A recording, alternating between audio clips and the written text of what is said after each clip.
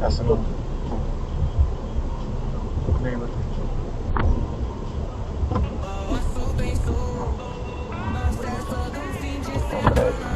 Hai, hai, hai, hai, hai, hai, hai. Haide.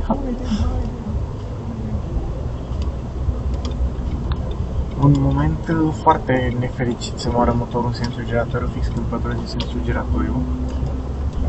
Deci încearcă, când ai viteza aia de 10 la oră sau sub 10 la oră, să-i dai repede întâia, ca să nu mai pățești așa.